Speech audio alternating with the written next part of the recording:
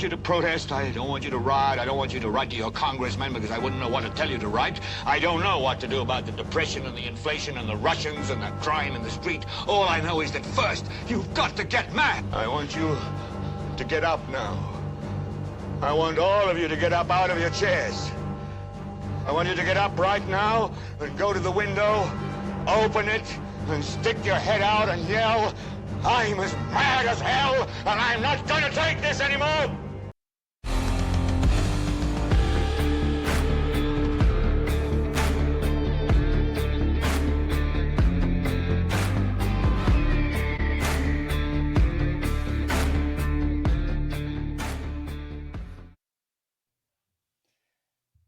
Missouri State Rep takes a stand against the system. Welcome back, ladies and gentlemen, to another episode. I'm Dusty Blue, and I'm excited for tonight's show. We're going to be bringing on a special guest to discuss his plan for fighting the system and getting conservative legislation passed. But before we do, I think it's important. We got to go back and outline some of the events that took place on January 8th. If you haven't went over and watched my videos, John Patterson, he was elected to the Speaker of the House. Now, we all know that Patterson is a liberal and can continue to blast his voting record all night. But this is bigger than one person or a particular group. There's something more sinister that has been taking place at the Capitol for quite some time. Now, Justin Sparks has came on the show and outlined some of this corruption with the pay-to-play and the envelopes that they received at the Winter Caucus. But more importantly, we witnessed something that was far more monumental on January 8th. We saw 10 champions stand up and put their middle finger up to the system without any fear of what could happen to them or their careers. One of those champions is with us tonight. But I want to play this nomination speech in case you missed it. The man read from the Missouri Constitution. A simple reminder of a fundamental truth. A truth that is enshrined in our very own Article 1, Section 1 of the Missouri Constitution. That all political power is vested in and derived from the people. That all government originates from the people, is founded upon their will only, and is instituted solely for the good of the whole. Madam Speaker, these words are just not mere rhetoric. They are the very foundation upon which our government rests. Yet, we must ask ourselves, have we stayed true to this principle? Does the power truly remain in with the people? The honest answer, Madam Speaker, no, it does not. Over time, power has steadily shifted away from the people and this body, concentrated instead in the hands of a few. Today, the Speaker holds a level of authority that would make even a monarch blush. This is not what self-government looks like. This is not what liberty demands. And this is not what our founders envisioned. Our founders understood the dangers of centralizing power. They knew that the closer the power is to the individual, the better it serves justice, liberty, and the public good as a whole. That wisdom, Madam Speaker, has been forgotten in this chamber. Bryant, welcome to the show, sir. Glad to have you. Thank you for taking some time out this evening to come on here and outline exactly everything that's taken place. Welcome. Yeah, Dusty, thanks for having me, man. Appreciate the invite and look forward to getting into it. Yeah, so you were sworn in, and then you stood up and you nominated Justin Sparks by reading the Missouri State Constitution, Article 1, Section 1. You know, what was going through your head before you made that speech? Were you nervous, anxious, due to the possible retaliation, that factor, that junk that lies within the walls of Jeff City? What exactly was going through your head prior to that moment, during that moment? Walk us through a little bit of that. I mean, all of the emotions were going on, just being honest. So, yeah, my wife has pictures, obviously, of me kind of beforehand. All my colleagues were up talking and just excited about what was getting ready to happen. And you have me at my desk just sitting with my in focus. So I can't mess up, can't do this. Obviously, I did mess up a couple times, but it's really worth it when what you're doing is I wouldn't even, whether it's even right or wrong, as long as it's right in your heart, and then you could sleep good at night. So, in the end, it was more just I didn't want to mess up, and that was it. Like Justin, put his name on the line and basically ran his course and ran his campaign for this race. and essentially gave me and put his trust in me to give the opportunity, or to have the opportunity to do something and really put a bow on top of this race, if you will, or his campaign for it. And I think I was more nervous of just kind of messing that up for him. But thankfully, it sounds like we persevered on that side of things. Amen. Justin's an outstanding guy. He's been on the show, and I love the man for what he's doing. All of you guys that stood up and did that. Now, you chose Article 1, Section 1 of the Missouri State Constitution. Now, for me, when I listened to that, I was like, this man he's delivering a message. Why did you choose Article 1, Section 1 of the Constitution? What was that motivating factor? Why did you go there? Because you don't hear that very often. I mean, we hear about all these nomination speeches. We've all heard them for speaker races and different races throughout. We hear these different speeches, but rarely do I hear someone go straight to the Constitution of why they're nominating a person. That was powerful. Yeah. So, I mean, I think it's no secret that a lot of things that get passed out of Jefferson City is what I would consider to be unconstitutional, and they're just not really pushed to the court system. And if it's not challenged, then obviously it becomes law. And if it's not challenged, it is law. So to me, this nomination process, as I said in the speech, was bigger than Justin. It was bigger than John Patterson. It's really kind of focusing in on the system and what I believe needs to be changed, which is a decentralization of power in the House of Representatives. Quite frankly, anybody short of Jesus, I probably would have been giving that nomination speech against, just in general. So Article 1, Section 1 of the Constitution states where the people give their authority to, it states that the government gets its power from the people, and the people can also take it away. And I just wanted to relay that fact to our colleagues and remind them that we work for the people. We are here because of the people, and we have to really do what is in their best interest, which is protect their liberties. And unfortunately, we just don't do enough of that in Missouri. Yeah, and you said a couple things there that hit me. Was one, Article 1, Section 1, reverting back to the people is in charge of their government. And this isn't about John Patterson or the rhino leftists that operate down there, that crush. This is a system that's at play here. And that's going to take a collective effort and from you guys. And the 10 that stood up against that was powerful. So God bless you guys for doing that. And you mentioned your faith in there, man, and Godspeed. Yeah. And, you mentioned the other 9. One thing that I would like to bring up, I'll say 8 of us 10, is honestly, they were really the more courageous ones in that instance, because Justin, for instance, we get to been on shows and social media blowing them up and stuff like that. And there's a value to that. And same with me. Like, I got to have the opportunity to stand up and do something that was pretty historic and pretty cool and preach my message. Those guys who just took the vote based on their principles without getting any value in return, essentially, is really more courageous than anything. So I got to commend my 8 other colleagues other than myself and Justin on that side of things, because they should be held on more of a higher pedestal than us. That's awesome. That's incredible for you to even say that. And I'm sure they're very receptive of that. And I think, I think they would probably say the same about you. That was pretty powerful. Now, Bryant, I want to back up a little bit, and I want to talk a little bit about how you got here and where you came from, what districts, and what brought you to this point. You've never been in office before. What was that motivating factor that you felt that you needed to be in Jeff City fighting for your constituents back at home? Yeah, so a couple multifaceted there, so I'll try to make sure I hit up on everything. So first of all, I'm from the 145th district, so that actually consists of St. Genevieve and Perry counties. We're about 50 miles south of St. Louis, and we got we're kind of a historical county. I know St. Charles kind of gets all of the media that, they're historic. They got the first capital of Missouri and this and that, but St. Genevieve is actually the oldest permanent settlement on this side of the Mississippi in the United States. So, a lot of historical value here, and the people are just great, man.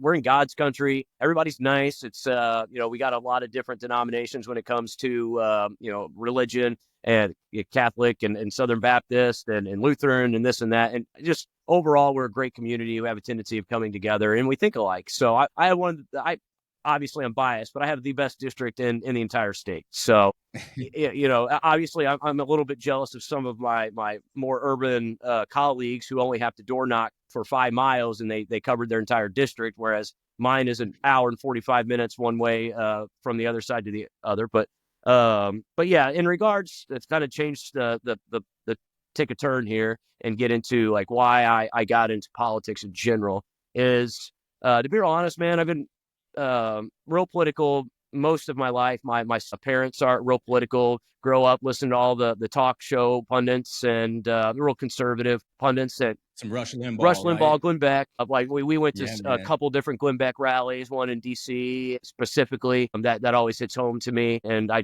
remember it like it was yesterday. And so like I was very blessed to grow up. My stepdad is very intelligent and just really believes in the founding principles, and I kind of latched onto those. My deep dive was kind of in the economic side of things, but then after I went down that rabbit hole, I switched into the history of the founding and principles of our nation. And so when I started watching like statewide streams, I started realizing that you just don't hear anybody talk about the Constitution, the state constitution, or really liberty. And it's specifically like in our local reps, and they're all well-intended, nice guys, and that's not. I don't want to take that away from them, but what I want out of my rep is someone who believes in the Constitution and who reads the Constitution and bases their votes on the Constitution. And Man, if we only had like all of the state reps on here tonight listening to this, like, man, this is powerful, that would man. be nice. Yeah. But like to finish up on that, I started getting involved locally. Like, I got involved in my local Republican club chapter. I used to live in the city back then in St. Genevieve, and I ran for alderman, and thankfully was unopposed. So I kind of walked in that position. So technically I had been in office I got a little bit of political experience there. I served for one term there before we moved out in the county. And, I ran for state rep once in 2020, was unsuccessful. A redistricting happened, put me in a district with an outgoing representative, Rick Francis. And so I, threw my hat in the ring pretty early and kind of had that experience knowing what it was going to take to win and just put in the work, between me and my. So you mentioned the door knocking. So when you were campaigning, kind of walk me through this. So you've mentioned the Constitution. You mentioned you're a big advocate of the idea of representative elected officials being held accountable to their constituents. I mean, you're speaking the language of a true conservative right now. So when you were campaigning and you were door knocking, what were those very constituents telling you? You obviously got elected by them. So what were some of the things that they were demanding? Yeah, so I mean, it's a couple things. Obviously, in Missouri, like really the number one thing is, it's kind of tied between three things. You're pro God, pro baby, so pro life, and pro gun, pro Second Amendment, pro right to bear arm, if you will. So those are kind of like your top three things. But kind of the fourth thing after that is people are just sick and tired of the government running their lives, and they truly are.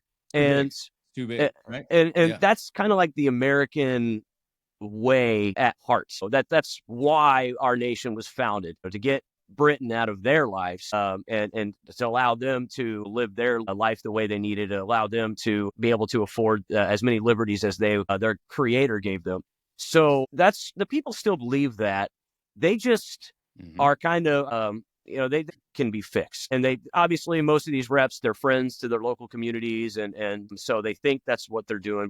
And they may go in well-intended, but unfortunately, we just in Missouri aren't passing bills that represent that. We continue to you heard my speech, we continue to pass bloated budgets. Government keeps getting bigger. Bureaucrats are running the show, or at least running rampant. I won't say running the show, but they're running rampant, if you will. So there's a lot of power that they hold in there. And, I didn't even mention lobbyists, mainly because being on the floor, I didn't feel that necessary, but that's a whole nother facet too. So Sure. When I was preaching, that could have been my campaign speech. Like I gave so many speeches that's the kind of stuff that I preached, and it resonates with the people. And it's what I believe. Yeah. Some people may think it's political theater because I'm an old soul. I listen to a lot of old speeches and I present that way, but that's what's in my heart. And I wrote that with all good intentions and all out of here, which you can't see, but right there. Nice. So did you run opposed during a primary in this No, election, or was you I was unopposed? unopposed in the general, but I did have a very competitive primary. A gentleman by the name Dave Okay. Soto, very nice guy. He kept a clean race. I kept a clean race. We just kind of both kept our head down, do our thing, and it was close. It was tight. He ran a good race. He really did. I grew up in this area. I know a lot of people in both communities, both counties, and St. Genevieve, came out to bat for me. Like I won like 80% in this county, and I won enough, and he won the other county, and I just won enough of the other county to kind of get me over that line. Well, it certainly sounds like the people got it right, and Thank you. I'm glad you won. I'm glad you Me won. too. Now you and I, well, so, I mean, I guess kind of. You're happy for right now, Yeah. right? Well, actually, you know what? After this week, maybe I might be regretting that. So Right, right. Well, you probably talked to Justin and some of your other colleagues, and I'm sure that they've probably prepared you enough to at least keep you motivated, right? well, for sure. Yeah, the So fire's there. yeah, yeah, and you know that. That's why you ran. So you know that there's this system at place, and it's corrupt, and it's destroying our state. I mean, we've seen our budget double over the last 4 years. We've seen the pay to play system that's been abused. I mean, we're seeing all of these different things that are happening. You probably watched a video of a representative voting for John Patterson, and just what he had to say as far as John Patterson may be a liberal, and it's just kind of like it's just that mentality down there that you feel like not to go against one person or a group. It's you kind of For me, it kind of feels like they're almost beholden to this system, and if they don't answer that question correctly, there's going to be repercussions to pay. Is the point that I'm trying to make here? Is why did that gentleman answer that question in that way, essentially saying he's supporting a liberal? And I don't want to spend time beating him up or John Patterson, but it's why did he answer that way? Is it programming that's been happening since he's been in office? Did he come into office that way? Was he transitioned to that? So I think it's pretty obvious, it's pretty clear at this point that there's something bigger taking place down there. What are your thoughts? Yeah, so I think a little bit of the issue is that just the bar gets set so low that when someone Hmm. comes in with kind of like a breath of fresh air, because so I'm gonna at risk of getting some blowbacks from our grassroots supporters, like I'm gonna give credit where it's due to Mr. Patterson. I mean, look, the reality is the guy works, and he's worked for pretty much the entire time he's been there. Like you honestly don't get to that point in regards to the opportunity of being a floor leader or a speaker of the House by sitting on your hands, essentially. You really got to work, whether that's fundraising, whether that's making sure people's bills get wherever, essentially playing the game. And that's why kind of like the game is where the problem is because the way that the system is set up, you're constantly going to get more moderate members to be in those positions because they can portray themselves a little bit better to the masses of the House. And that's why it's very hard for like a conservative, a true conservative to be able to get to that point because, let's be real honest. I mean, the true conservatives is really in the minority. And I don't know. I'm sure every Republican in the House would probably rebuke, or besides the conservatives, would probably rebuke that message. But I can't tell you how many times I've heard, well, I thought I was the most conservative person here until I heard about so and so and this and that. So, like I said, people come in well intended and they get a little bit misguided by the system because the reality is there just hasn't been I guess an alternative that has resonated with the members. Now, whether that's just being blinded by the system or what, it really doesn't matter. That's the truth. So what do you mean by alternative to the So system? someone coming in and basically, in my opinion, like reverting us back to what our old rules were, to where the speaker is It's where decentralized. the Okay. speaker has very little power, kind of decentralizes it. There's a couple, I won't get too deep in the weeds, but like some people are scared that gives the Senate too much power. We won't get any bills passed. Just a couple examples of some blowback when I've had some quick discussions about that. To their credit, I mean, there's a little bit of legitimacy there. And essentially, that tells me is we're just too scared to give up this power that we have because of other bodies. And unfortunately, that the people themselves are the ones who get hurt by that. Well said. Interesting. Very interesting. You and I mean, we talked a couple times prior to this program tonight. And one of the things you mentioned to me, I'm just kind of moving on a little bit. Maybe we might come back to that here in a few minutes, but I kind of want to get to some other stuff real quick. Is you mentioned you own a business. Tell what business do you own? How many businesses do you own? How long you been in business? I just kind of want to outline that of, you're 31, 33. Right? 33. I'm sorry. My apologies. 33. So very young. Are you the youngest guy in the house? No, believe it or not, it's actually kind of crazy. My desk mate right next to me, he's not the youngest right now, but my desk mate next to me will term out before he's even 31, when he's 31, I think. So, but I think Maisie Christensen is the youngest, I think. She is maybe 26. She was elected when she was 24. Dirk Deaton, who's going to be the vice chair, or who is going to be the chair of the budget committee, is younger than me. And what's crazy, if I remember right, don't take this to the woodshed. If I remember right, I think he was elected at 23, but turned 24 before he was sworn in. So that's crazy. Maybe he won his primary when he was 23 and then turned 24 before swearing in. So I'm considered an old guy to some of these people. I got 3 kids, but in regards to the business, you see it right here. It's BMW Convenience. My wife and I, we own a couple of convenience stores in our local area. We've owned it for about 8 years now. I think or maybe even close to 10. We started when we were 24 years old and kind of built that up. And, we've been able to kind of, I wouldn't say get it to the point to where it's passive, but certainly to the point to where we have good managers, good staff to kind of run the show a little bit so I can tackle this endeavor. Sure. Couple convenience stores, and these are both located in St. Genevieve? Well, one is in the county. So one is in St. Mary, Missouri, which is a tiny little city in St. Genevieve County. And then the other one's actually in Madison County. So probably about 45 minutes away or so, 45 to an hour. Gotcha. Okay. So if you guys are listening, you guys are down in that area, make sure you stop and support Bryant here. He's doing an outstanding job so far, standing up on the first day in office and nominating Justin Sparks. And I want to get into some of your goals. Obviously, we all have goals, right? If we don't, I mean, we're just kind of existing, right? So what are some of your goals that you're trying to get accomplished? I would assume you're going to try to run for 8 years. A lot of the reps and senators and stuff I've talked to over the years, they had something that sparked them to get involved. And then once they got in, they then began to create these goals of what they would like to get accomplished while they were there. And I would assume, just by our conversation so far, I would assume your constituents probably have a lot to do with your goals. But go ahead, fill us in on a little bit of what that looks like. Yeah, so I have 2 goals, right? So I have one, I'll start with kind of like education. Like my goal was to come in. Remember I said earlier, like people come in well-intended. They come in to want to make change. They want to make make a difference. And then they just kind of get succumbed into the system because they don't see a way out. I want to remind them that, it wasn't always this way. And, like our founders were dissenters.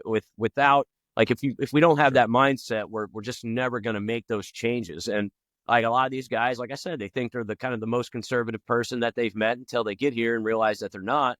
But if that's the case, then at heart, they should still have these principles, and educating them of what those principles are. More importantly, kind of adhering to the Constitution and voting on bills that way is kind of like my point of being here. There's been several reps over the years that have had some success at that, and, kind of continuing that mindset of educating not only our colleagues, but the masses, the people, as well, I think is actually more important. So that way, if their rep isn't doing these things, that they can get involved and try to find someone who will. And so that was kind of like my number one goal: be a champion for liberty. You don't hear people talk about liberty. I can't tell you.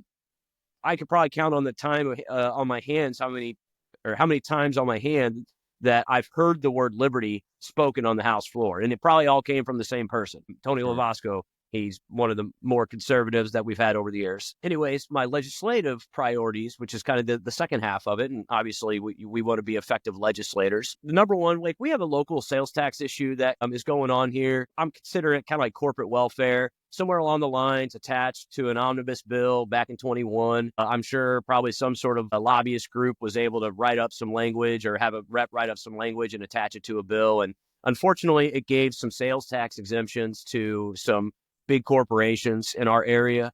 And And the problem is, and you'll see this in government a lot, is that the government picks winners and losers. So by them saying like, hey, these corporations get sales tax exemptions, but you people don't, or you small business owners don't, I have a problem with that. And I just think it's bad government. And it's kind of sweeping the rug out from underneath a county that had very little money in the first place. So the number one priority for me is kind of reversing that back. Like, I don't care. Like, there's a state sales tax exemption too. Don't care. I don't care about the state money. It's got more than what it needs. We're going to keep those. That's perfectly fine. It's just the local sales tax we got to revert back. That's my, like, taking care of constituency. That's kind of like my number one priority there. That's probably what they were screaming at you during your campaign trail, Oh, I would assume. 100%. Yeah. Like I had one of the presiding commissioners come up to me right after I won. He's like, you know what we need, right? And I'm like, I got you.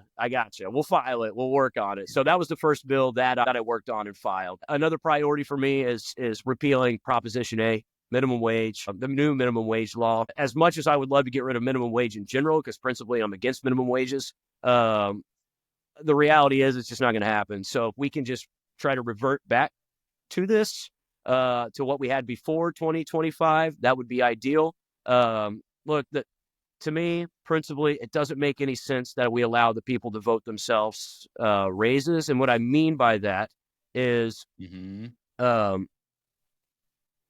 business owners are a minority. Of course, I'm biased. I'm a business owner. Our industry is on the lower end of the pay scale, if you will. When we're trying to tackle inflation, we're trying to battle inflation, and then we do something that's the complete opposite, that's going to increase prices, because there is no such thing as a livable wage. Like, no one can define that. But your livable wage is going to be different than my livable wage. So when the government comes in and says, hey, we think this is going to be good enough for you to live on. Well, no, it's not, because Walmart, us, other convenience stores, other grocery stores, they have to raise the prices, which therefore increases the cost of living in the area. They have to increase those prices to be able to make ends meet. So it's just a circle effect that I don't know why we keep losing. Like, the conservative side of the argument keeps losing this. But, the people will obviously vote themselves a raise every time. I know I would. So that's kind of like my second priority. I don't think it'll go anywhere. And unfortunately, the speaker, I think, kind of said some comments after he was elected that it sounds like he's not willing to tackle it, or if he is, maybe some of the provisions. And at that point, like, there are some bills that tackle the additional provisions in the new minimum wage law. But unfortunately, expect over $3 20-ounce Mountain Dews coming. That leads me right into my next question. So we're talking about these bills. I want to share with you guys right over here. So this is Representative Bryant Wolfin's page, and again, we kind of covered a little bit of this on some of my other videos. And here's an outline. Again, year one. This is his first year, and coming in, he's already got 6 bills filed. And again, what his constituents are wanting him to do. My question to Bryant is, do you think Patterson is going to bring these to the floor? Well, given what I did Wednesday, the odds aren't in my favor. That's for sure. And sure, look, here's the deal: is as I said earlier, it was never about him. It's never about Justin for me. I mean, it was an advocate for change, and I told him that I've done my due diligence to express, like, an olive branch, if you will, a handout. Like, look, you won. Allow me to keep, defending my principles. Allow me to keep doing this, and I will. But see, that's exactly what the problem is. You just stated that, I don't know that he's going to, because of what I did on Wednesday when I nominated Justin Sparks. And that right there is the fundamental problem. So you're going to be possibly you're going to be retaliated against because you didn't support him. And that is a huge problem, because if you're going to be a leader, regardless of what field you're in, if you're going to own a business, you have to be a leader. If you're going to be a dad, you're going to be a parent, you got to understand that it's not about you. It is about the other person. I mean, that's one of the fundamental core things about being a leader, is that you always set yourself second. And I have fear from what you just said that that's not what's going to happen with Patterson because of what you just did. You have great legislation here that your constituents had brought to your attention that said, this is what we want to happen. They voted, they put you in, you stood on the floor, you nominated your speaker that you felt like that's better aligned with your constituents, and that was going to lead the party in the direction that it's supposed to go as a conservative. But yet Patterson is essentially going to retaliate you for doing that. It's not just you, but retaliate against your constituents back at home because you stood out against him on Wednesday. What are your thoughts on that, man? Like, because to me, that's total corruption that the people need to know. And again, this is hypothetically, because it hasn't happened yet. So maybe these bills will get brought up. Maybe he will bring them to the floor. But just given what you just said, I feel like you hit the nail on the head because, you know, Justin Sparks has been a state rep. He's often said the same things. Others that I have talked to has said the same things. Does that sound like a leader to you? And what can you do about it, or the 10 of you guys do about it? What tools do you guys have in your tool bag that you guys can throw at this thing to try to get good legislation passed? Because at the end of the day, that's what we got to have. We got to have, and the 10 that stood up, you guys outlined that perfectly. However, can we get it done with Patterson in charge? Yeah, I mean, that's a great question, at least at the end. I mean, my thoughts on, I don't think there's going to be a ton of retaliation because from John specifically, because I don't think, in my opinion, he's going to have to.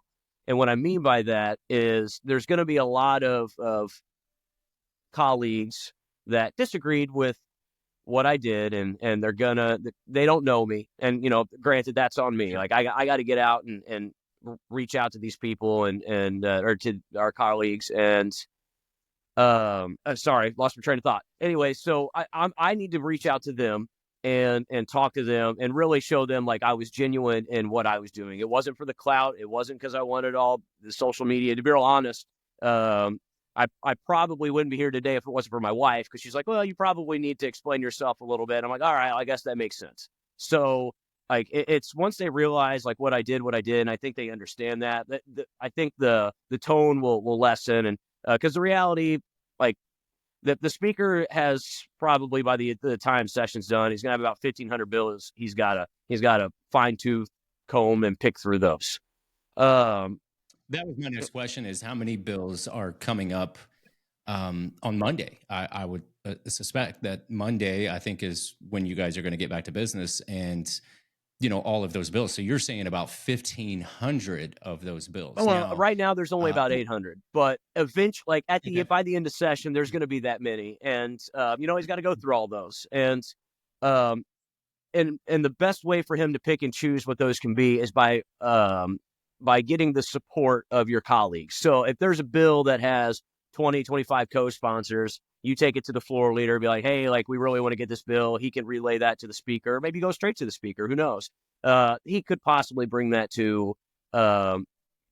bring that up on the priority list. So, I mean, of course, he could always kill stuff too. So there's a lot of behind door mechanisms that I haven't seen him personally do yet. Obviously, we're really early on.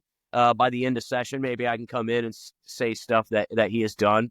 A lot of our colleagues don't think he will do that. They seen, like I said earlier, the bar was set low. So they seen what the previous speaker done. They seen what kind of stranglehold he had on certain bills, and they don't think that's going to happen this time. So when you set that bar low and you can have the bar a little bit higher, then it's easy to latch yourself on to that. So it shouldn't, and I agree with you, like it shouldn't be that way. It kind of stinks that we have control in the hands of one person. And, you know, we've given up we've given up a lot of like our power as a body for the sake of convenience and the sake of getting things done. So that's kind of where that is right now. So what do you think? So what bills, or what do you think you guys are going to get accomplished? Okay, your first full week coming up Monday morning. What do you think is going to happen Monday morning? So and kind of walk us through the week of what you think is going to happen, and we'll keep going. Yeah, on sure. that for So a this second. week will be fairly slow. Tuesday is going to be the big day. We're going to be voting on rules. Monday is the inauguration of the governor. We'll have we'll Sure. gavel in, gavel out. If I remember, if I had to guess, I think that's what the way that's going to work. Or we'll get in and get out pretty quick. There will be very little business on Monday. Tuesday we're going to go over rules. That's the big day, right? So that's kind of the second fight of this matter, and then after that, because committees can't be created until after the rules. So, Sure. Well, and that's where I was getting ready to go with that. Was, do you think there is going to be some rules changes, or do you think it's just going to stay? They're just going to adopt the last ones from last year and continue doing the same old status quo? I mean, I think me and along with many others, I think it's pretty much just going to be the same old. yeah. So But correct me if so I'm we wrong. have two more Alex Riley's credit than anybody. We have gotten the rules already, which is really nice because it has given us in theory, roughly a week or about a week to work on these. Now, one of the issues is a lot of us freshmen didn't get them. They went out last Monday. A lot of us freshmen didn't get them till Wednesday, and that's like Wednesday afternoon, and that was when IT kind of set us up. Our legislative assistants didn't have access to our emails until after 2:00. So the next issue that we have, like with the rules, is we caucused or we conferenced about the rules on Thursday. They were expecting any rule changes that we wanted or proposals that we may have to be done by Thursday. Well, for me coming in and not really knowing what they were going to be before and only getting less than 24 hours, and it wasn't their fault, that they didn't know we weren't going to have access until Wednesday or whatever. So like I'm not blaming leadership honestly for this, because in the past, like last time, they got the rules like Monday or the day before they debated them on the floor. That's like, it's impossible to read and propose and create rules and get them out to the caucus in that amount of time. So once again, Sure. I always like to give credit where it's due, whether I'm on one side or the other. They got them out early enough. The issue is we didn't have time to propose them by Thursday. Chances are the rest of the caucus probably ain't going to well receive any changes that we may try to make because of the time frame. I've already received like one email asking me like, why didn't, I guess a little bit of context. I put out an email with a very incremental minor change that I think will probably hardly ever be used, but it creates a trigger that will force a bill to committee if within a certain time frame, if it has enough co-sponsors, and received some feedback from quite a few different folks, but from a couple emails I got like, why didn't you propose this Thursday? And I'm like, well, hey man, like I just got it the day before. We were getting sworn in that day. There was a lot going on. Like, hey, I just didn't have them.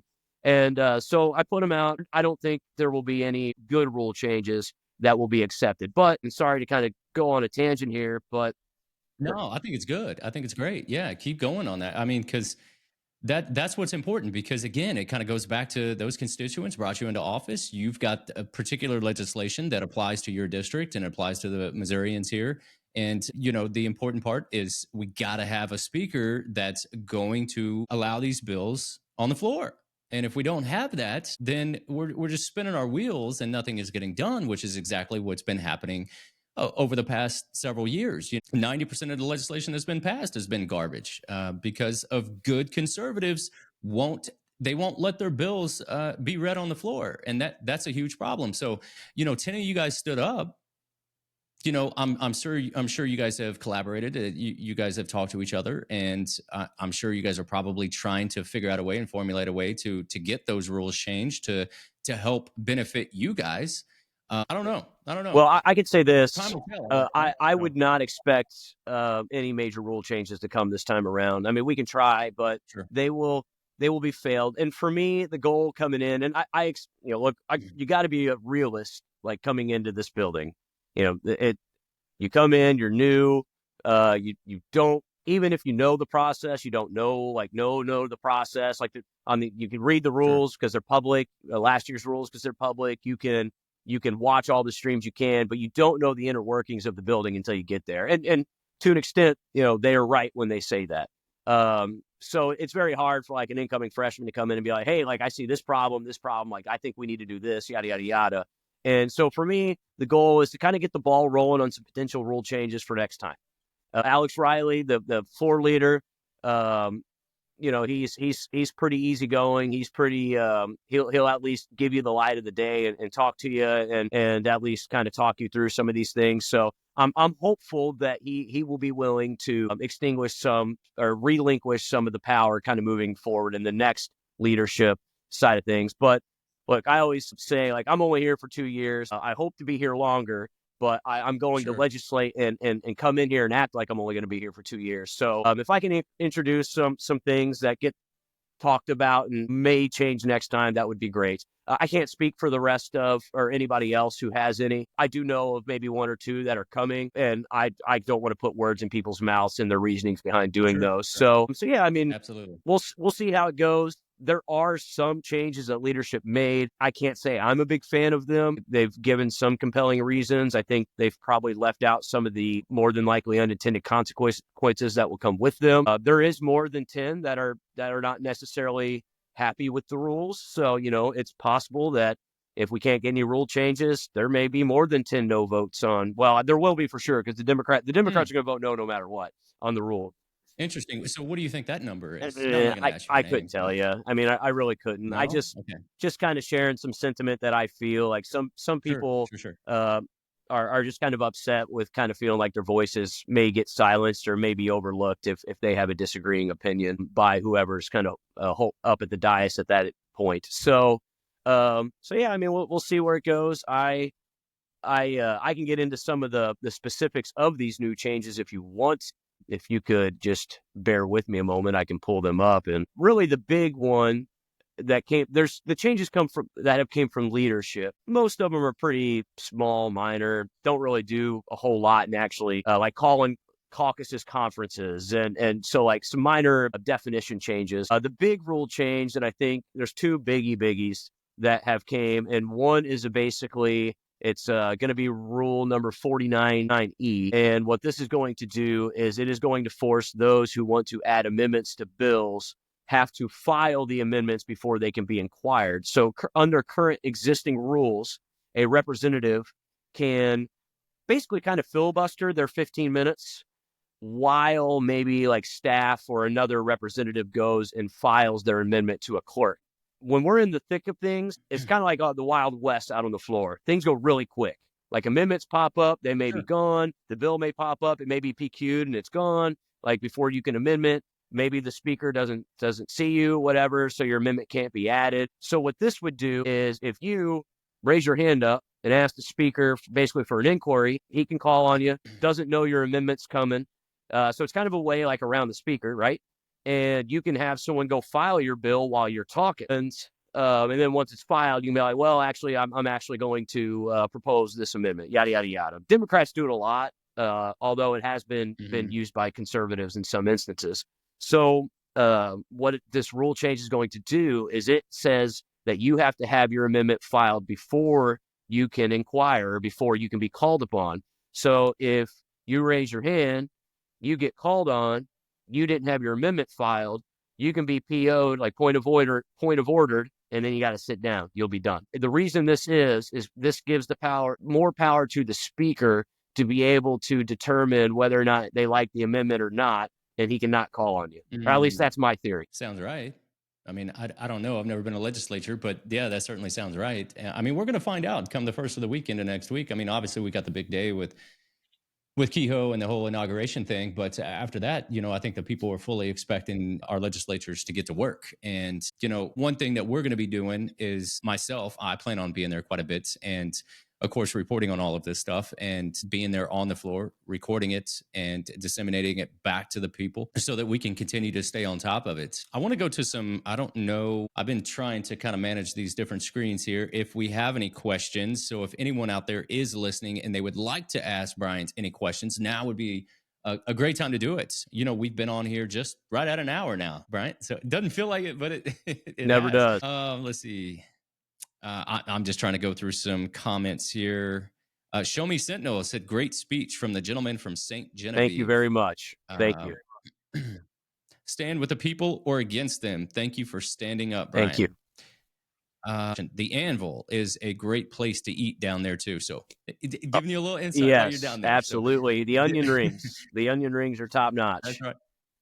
Now, do you have a place that you're going to be staying down there, or I would hope so. But yeah, so for this year, so like my wife and I, more my wife, I can't take the credit, of course, but we homeschool. Sure. So we're going to test the waters with trying to stay in like, some hotels. We get some legislative discounts, and so we're going to try that. And we're also going to maybe try a couple Airbnbs and just kind of test the waters. As I said earlier, with my ideology and my tactics, there's a good chance I get primaried every time around, right? So I hate to go try to buy a house or something and get primaried and lose. So we're just going to test the waters with that and go from there. That's when my family comes with me. They're not going to come every week. So it's sure. If they don't come with me, heck, I might just sleep on my couch in the office. Hey, I've been there, done it. Yes, I know exactly what you're saying. Let's see. We have can't wait to Show Me Sentinel again. Can't wait to see you on Wednesday. Hope to talk to you then. He is another podcast. He's on Substack. I had the opportunity to meet him on Wednesday, January 8th. Yeah, great guy. Had a great conversation with him. We went to lunch. It was a good time. There's a lot of us coming out now, podcasters and independent journalists, and that's where it's at because we seen Trump doing it. He wasn't going on mainstream media. He was going to podcast channels because the mainstream media, the legacy media is dead. I mean, nobody's listening to that stuff anymore. This is where they're getting their information because it's true. It's raw. It's right here. It's organic. We didn't plan this speech. We didn't talk. I mean, we just let it go and let the people hear exactly what's going on without any sort of filter or any sort of narrative that's being played out or anything like that. So Show Me Sentinel, he's another good guy that's he'll probably be reaching out to you.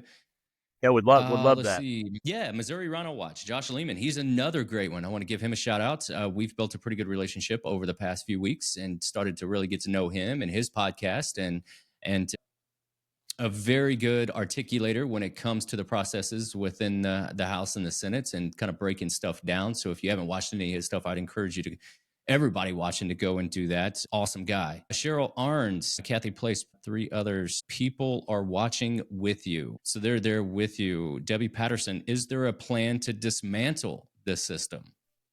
Well, I guess the honest answer to that is, no plan yet. No, I think right now, given the kind of landscape that we have, for sure this year is just to try to get some incremental wins and educate, at least for me. If you look at the 10, right, the 10 that voted, I mean, we're all lower classmen with an exception of, I think maybe Bob Titus. I forget how long he's been in there. There's still some stuff to learn before, we start throwing fireballs, right? So. Yeah, because I think like 5 of you guys, if I remember right, correct me if 6. I'm wrong, there were 5 of you that were six first term.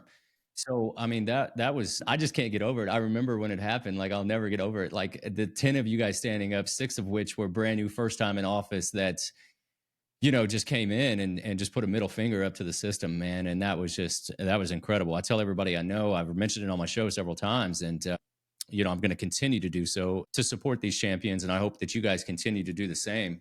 Any final statements you'd like to give to the people, Bryant? Well, first, fight for liberty, right? No change happens if we just lay down. And so make sure you keep that fire burning. Make sure you know where your principles are and continue to educate yourself. Like, don't stop. Don't think you know everything now because you probably don't. And, come in with all the ammo that you need. And it's better to have more ammo than to run out.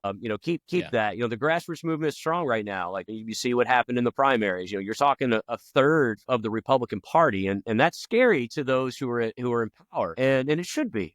So I think it's important to continue to build that base. It's you got the Tea Party movement, you got the kind of like the MAGA movement, a little bit different, but still the same.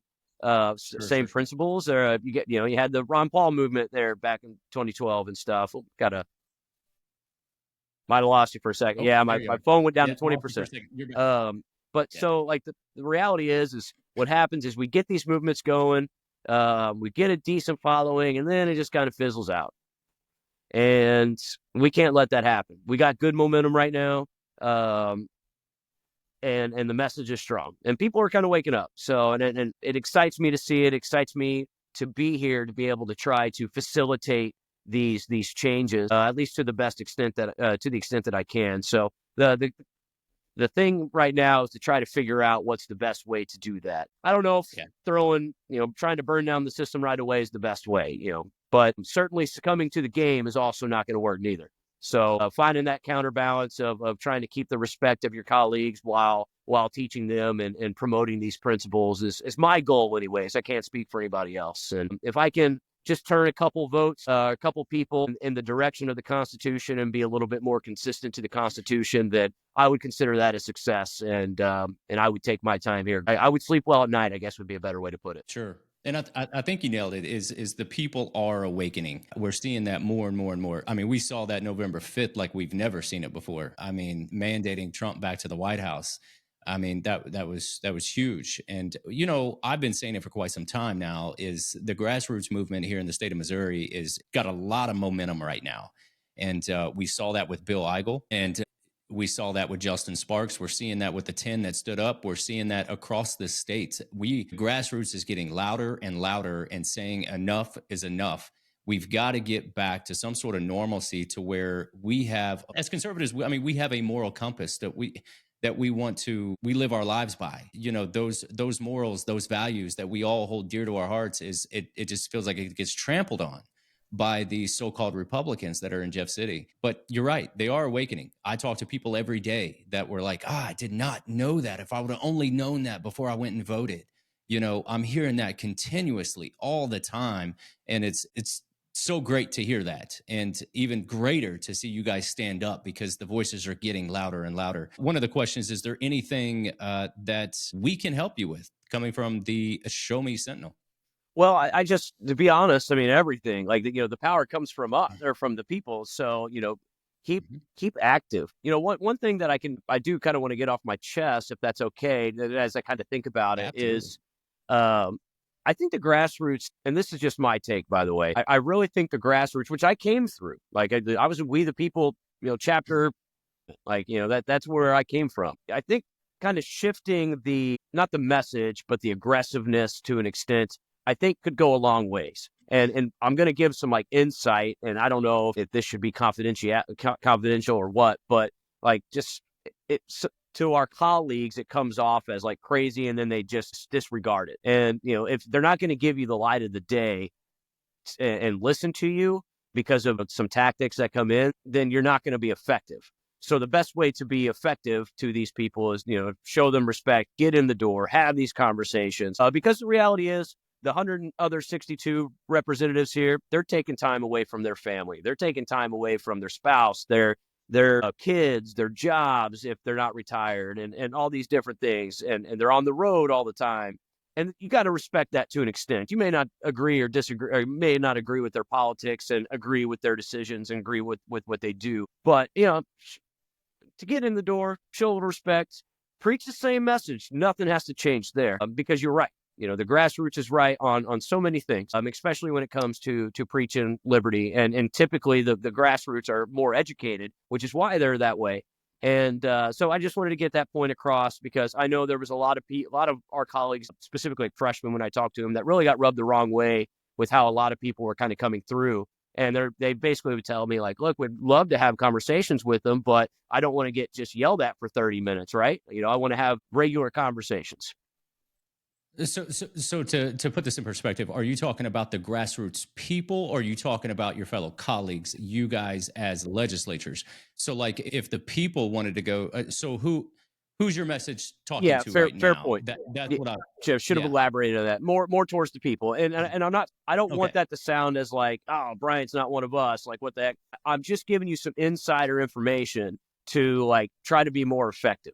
And I think everybody's a person. And like I said, these guys have done the hard work to get to where they're at. Everybody's got egos in this building. Everybody will tell you that's like high school around here. But the reality is, the way to turn their heads is to not yell at them. There's one of two ways. You can either sit down and talk to them and change their mind, or get enough people behind you to, it's more important, their constituencies behind you to change their mind. And if you can do both at the same time, well, then I think you could be really effective. Yeah, I mean, it's a great message. I feel incumbent upon myself that I think I got to push back on you a little bit with that Nope, that's fine. statement. And this is what I love about these conversations is because this wasn't scripted. This was just organic. And we're never going to agree with any person 100%, right? And I completely 100% support the idea of, you're going to be at the state capitol to treat people with respect and professionalism. As far as treating or respecting them, I think we may have lost. There he is. He's back. But as far as respecting them, I think here's where I think I may push back, and I'm a little bit different. Is once a legislature is elected, there's been this misconception that I have found to be true more times than not, especially in my own county, in my own representative and senator. When we do have a difference, never went public, you go and talk to them. The next thing you know, they disagree with you, and then they tell you you're not allowed to talk to them anymore. And so then now they've just put so much just anger in us to when we do see them, it's like, I'm not going to scream and yell at you, but I'm certainly going to tell you what I think about you. And I'm certainly going to expose you for who you are and what you've done to your constituents back at home. And that's where I feel like the pushback a little bit is, I think I hear what you're saying is when you do it, to do it with professionalism and respect. But there's that fine line of respect, speaking to someone or respecting them as a person. I think those are two totally different things.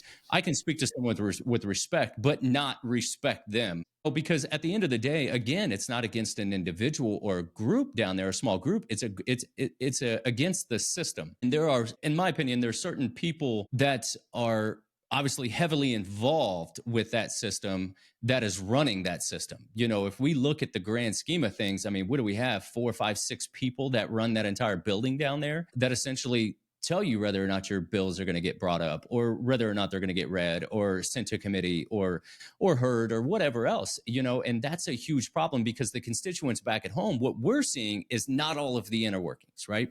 What we're seeing is bloated budget over 4 years, doubling. What we're seeing is this constant edit button on our Constitution with legalized marijuana, recreational marijuana, and the most radical abortion amendment in our Constitution. IP reform not getting passed in 8 years? Our land being sold to the Chinese. So we're seeing all of these radical things that are happening while we have nothing but Republicans that control the statewide offices. They control the Senate, the House, the executive branch.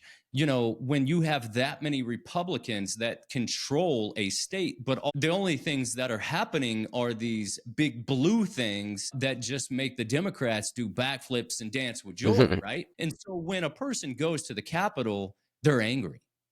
And they're not down there to speak to those individuals with any sort of calmness or, I just want to chat with you. I understand where you're coming from. I respect, how you got here, because the average person isn't thinking that. They're angry because now we have the most radical abortion amended, enshrined into our Constitution.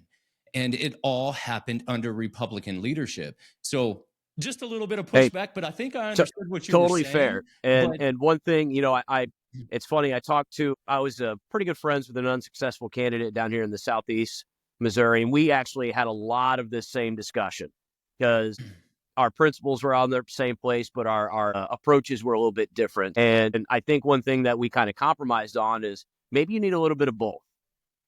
And I can't disagree with that. So I'll leave on that end, mainly because what I don't want to happen is my phone's getting ready to die. Honestly, I know that's not great content, but I'd hate to lose that. But I do, man. Great show, by the way. Really, really great show. I appreciate the opportunity to come spread the message more and at least give a little bit of a more of a background of why I did what I did. And just want to reiterate one more time, please support the other 9 because they're the true ones that need to be held up on the pedestal. So thank you again, man. Appreciate you and your following. Yes, Bryant, thank you for joining us tonight, articulating your message. You have already shown Missourians what leadership looks like and someone who truly wants to serve the people of the state, man. and not to the lobbyists and the special interests. So I hope you'll come back on with us in the future. And if there's anything that you would like to get out to the people, you have my number. Reach out to me anytime, man. I'm happy to get your message out. And I look forward to chatting with you again on the show or seeing you down at the Capitol, man. God bless. All right, ladies and gentlemen, there you have it. A lot of great conversation there. I hope you guys have a better understanding who Bryant Wolfin is. I think he's an outstanding guy. As you can tell, towards the end of that, there was a little bit of pushback, but that's good. That is not a bad thing. I think that's very constructive. And 99% of the things that, I think we all agree with. To recap that, he ran for office because he saw a problem. He went door knocked. His constituents told him things. Now he has 6 bills that are already filed. He stood up and read the Constitution, Article 1, Section 1, during his nomination speech for Justin Sparks. This guy is showing true conservatism of what that looks like in the leaders that are supposed to be representing us. And so I want to thank him for coming on. I want to thank you guys, as always, for coming on the show and your support. And if you guys like tonight's show, enjoyed the content, please follow the page, like, subscribe. I always appreciate you guys taking time out of your day to spend time with us to get educated on what is happening at the Capitol. I will see you guys on the next one. God bless. Stay tuned.